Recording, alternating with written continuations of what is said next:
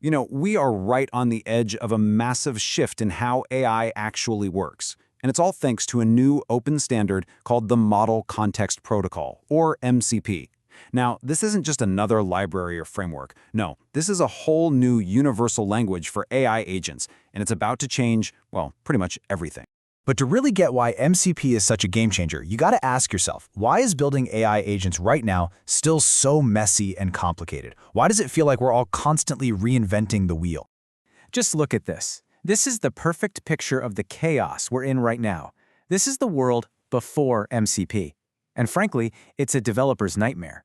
You've got every AI app, every chatbot, every analytics tool needing its own unique, custom-built, and super brittle connection to every single tool it wants to use. A CRM, a database, an API, you name it. It needs another custom integration.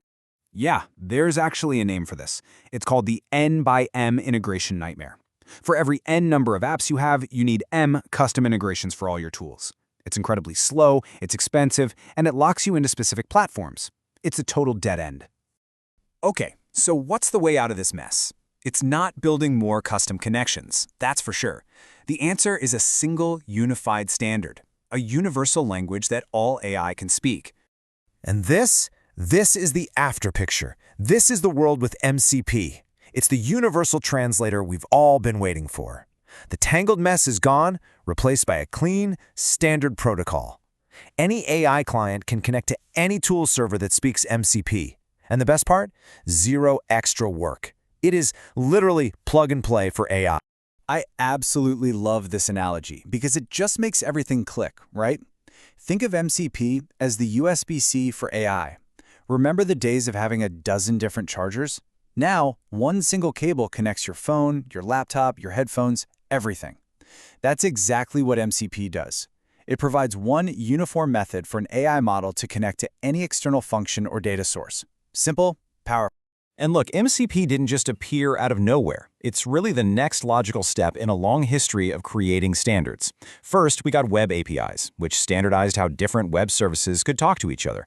Then came things like the Language Server Protocol, or LSP, which let code editors like VS Code instantly support any programming language. And now, MCP is here to do the exact same thing, but for AI applications and the outside world. All right, so we've covered the why. Now let's get into the how. Let's break down the 3 core capabilities that really make MCP tick. So, at its heart, MCP is built on 3 core ideas: tools, resources, and prompts. Each one has a very specific job, and importantly, each one is controlled by a different part of the system. First up, we have tools. Think of these as the AI's verbs, the actions it can take. A tool is basically just a function like send email or get weather forecast. But here's the really cool part. The AI model itself gets to decide when to use them autonomously. Okay, next up, resources. If tools are the verbs, then resources are the nouns. This is the data that the AI can use, things like files, images, or maybe some JSON logs. Now, unlike tools, the application controls these resources. This separation is super important because it keeps things clean and gives the app full control over the context the AI sees. And last but not least, we have prompts. These are basically your shortcuts. Think of a slash command in a chat app like /summarize this document. They're reusable templates for common tasks that you, the user, control. This makes firing off complex actions super easy. All right, enough theory. The concepts are great, but what does this actually look like in code? Well, prepare to be surprised because it is ridiculously simple. Okay, check this out. Seriously, this little snippet is all it takes to spin up a basic MCP server in TypeScript. You just import the SDK and start the server. That's it. There's no complex boilerplate. You get to jump right into the fun stuff, what your server actually does. And if you think that was easy, defining a tool is even simpler. In Python, you just slap this one decorator, @mcp.tool, right on top of any function. And bam, just like that, it's now a full-fledged tool available to any MCP client. The protocol handles all the heavy lifting for you. And hey, don't just take my word for it. Listen to this. Mahesh Mushrag from Anthropic pointed out that the community-built servers for big apps like Asana or GitHub, they're just a couple hundred lines of code each. He said he'd expect them to be built in about an hour. An hour. That's the power of a good standard. Okay, so we have this elegant protocol, and it's super easy for developers to use. What does that actually mean for the future of AI? What's the real, tangible impact here? Well, for one, it means explosive growth. We're talking over 1,100 open-source MCP servers already, built by the community. That's not just a number. That's a massive signal that the demand for a standard like this was absolutely huge. And believe me, MCP is just getting warmed up. The roadmap is packed. We're talking about support for remote servers so you don't even have to run them locally.